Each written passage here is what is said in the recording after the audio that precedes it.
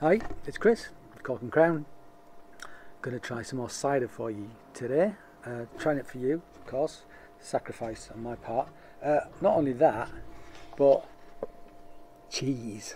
Oh yeah, got some cheese. Got a cheddar.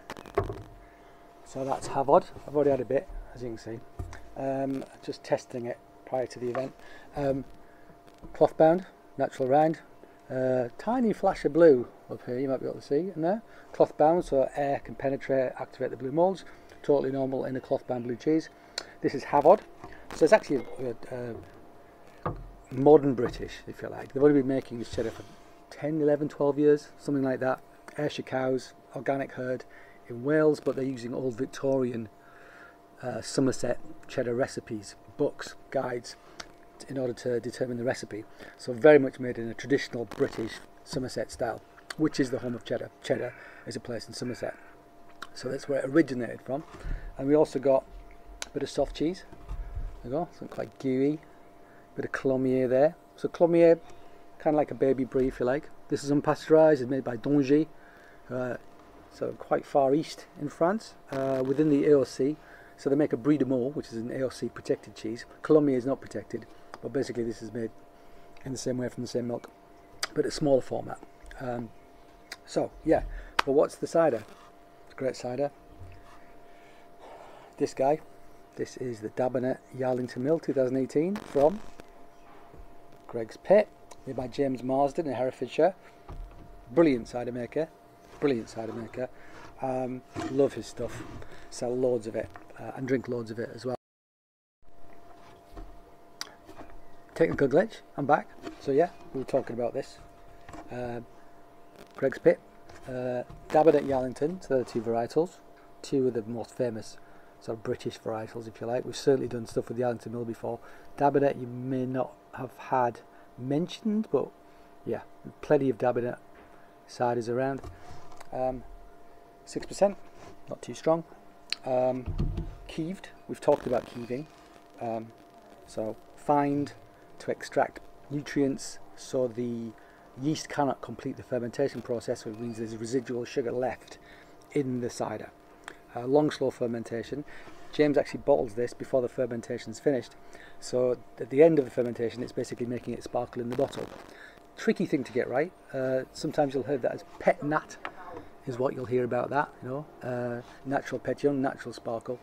Bottle it too soon, too much sugar left, too much fizz. Bottle it too late, not enough fizz. So yeah, you've got to be very careful. Everything's done in steel, no oak, so it's all about the fruit and the yeast. Nothing to do, no other influences. So let's crack this baby open. Try not to shoot myself in the face with it, which is what I almost did with the Bridge Farm Keeved not so long ago. Come on. Should I get this off in one go?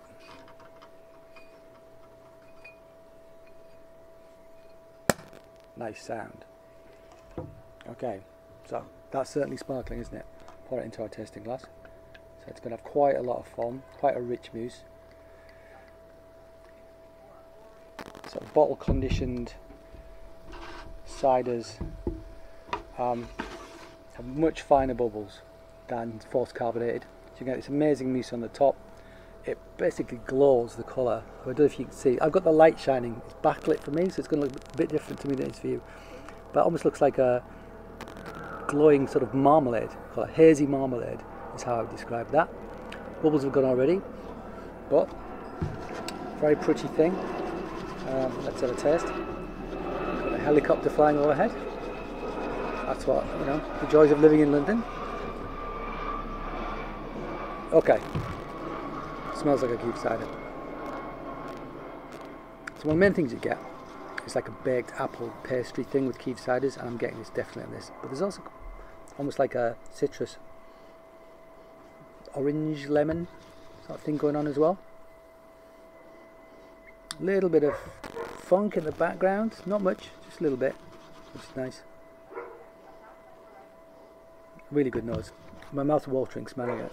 There's certain things you can just smell for days. Like sometimes I'll spend 10 minutes smelling something before I even taste it. because it smells so good. This is the sort of thing I could smell for ages. I love the smell of this. Yeah, sort of orangey sort of smell, pastry, baked apple.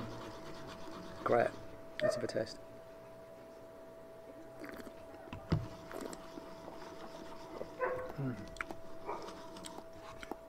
Sparkle's lovely, scrubs your palate. Some tannin, sort of a minerality, and actually a little bit of citrus sort of flavour on the palate as well. The initial taste is of like the baked apple, then it sort of transitions into kind of like a minerality, a little bit of acidity, I mean lactic acidity, not aggressive, not malic, so not like green apple. Try some more.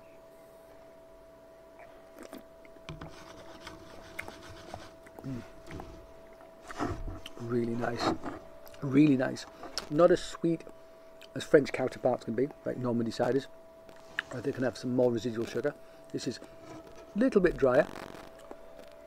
So if you don't like sweet ciders, this would work for you absolutely fine. The residual sugar is there, but it's just balanced. It balances with everything else. It's got like an apple pie, so there's some malic acid maybe in there as well, possibly. I almost got like a malic, like an apple pie thing going on, like apple puree sort of flavour as well. Great cider, really good cider. So we try some cheese? Yeah, let's do that. So in France, if you go to the home of cider in France, so let's say, I'm in Brittany as well, but say Normandy, that's where Camembert is from. And so I didn't want to get a whole Camembert. I got a piece of Colombier because it's similar in style.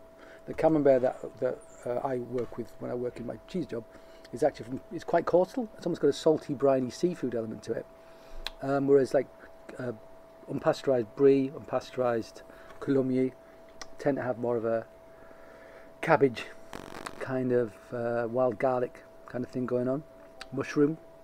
So this stuff on the outside is a white mould. It's called Penicillium candidum. That just means white penicillin in Latin. It's not that imaginative. And actually it's quite a recent, Louis Pasteur and his minions discovered, isolated this white mould, and then it became all the rage with cheese makers, and then suddenly all the cheeses went white. Prior to that would have been blues and greys and all sorts of things. So it's Penicillium candidum, but it's not pure white. You see it's got some discoloration on the side here. You're going to have yeasts working on there, a little bit of B-linen bacteria working on there. There's still a little bit of chalk in the middle. I don't know if you can see that. In the middle there, so it's a little bit chalky still. So the rind breaks it down from the outside in. So it's always going to get soft at the outside first. So in the middle where it hasn't broken down yet, that's going to be more acid. At the outside where it's broken down more, where the fats and the proteins are broken down, it's softer, less acid, and you're going to get more flavour, complex flavours, let's say. Let's go for this one first, because this is British, but it's keeved, so it's sort of in the Normandy style. It straddles the fence, if you will. I'm going to enjoy this, whatever, to be honest.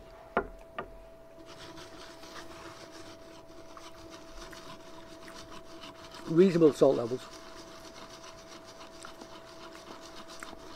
It's got like a macaroni cheese thing going on with a hint of garlic.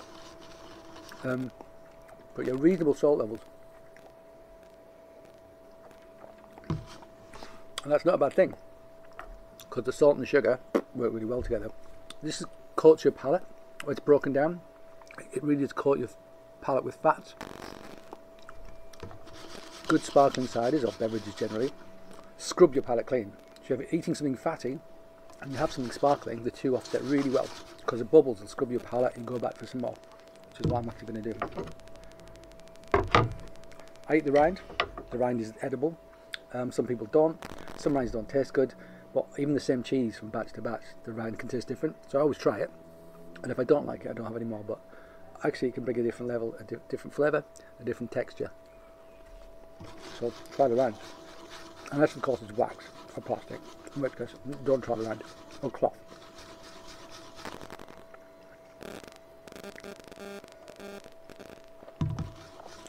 It's good, but I think this a little bit more youthful, with a little bit more acidity, a little less breakdown, would have worked better. It's getting a bit more aggressive because of the maturity of it. So let's switch over to the beautiful thing. Chop a bit off the end. So like I said, natural rind, raw milk, Ayrshire milk, quite a rich yellow colour. So Ayrshire milk, quite high in beta carotene, so give this much more yellow colour. Also on pasture, a lot of the time that'll give you a more yellow colour as well than than dry feed, winter feed if you like. So Somerset is well known for cider, it's well known for cheddar, so in a sense this should work brilliantly as well. The French style ciders tend to have less acidity and less tannin. This is going to have more acidity than the first cheese I tried, because as traditional British cheeses are, territorials if you like, have more acidity. It's the nature of the make. Cheddar, Double Gloucester, Lancashire, Wensleydale, whatever you like. Let's give it a taste.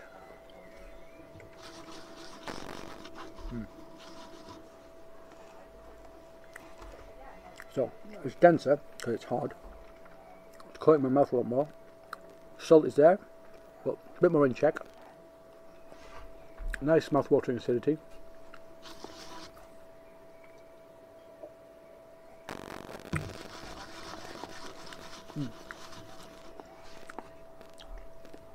This is also really good cheese. Cheddar is much maligned. People think cheddar is boring. Boring cheddar is boring. Great cheddar is great. It's worth bearing in mind. This is one of the great cheddars. I've got a little bit more actually. I'm going to have a bit from near the rind. I love the rind bit. It tastes like the maturing room. The bit that's under the cloth on the rind, it tastes like the maturing room. I love that.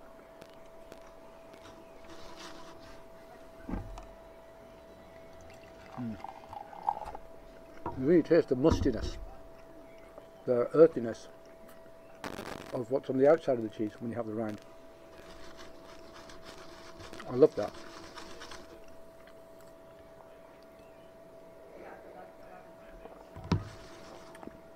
So, bolder acidity, not as aggressive on the salt, quite mineral, not as roast beefy as some of the traditional cheddars can be. Montgomery is one of the most famous. That's very roast beefy. I'm going to do a tasting with that actually, with another cider, because there is a link. I'll do that later date. Again, a lot of fat in cheese, be it soft or hard. So having bubbles cleans your palate, works really well. The sugar in that, the salt in that, great. Salt and sugar are opposites. They attract. They work very well together. There's also some acidity in that, and there's acidity in that as well. So opposites attract, but also similar things also work. A good bedfellows as well. The thing that doesn't always work well is lots of tannin and lots of acidity. So that's something to watch out for when you're trying ciders with a lot of tannin. Like red wines, which are high in tannin, often don't go with cheeses, because cheese have salt and acidity. Salt, tannin, acidity clash. Actually, so you want less tannic wines generally for it to work. What a great way to spend the evening.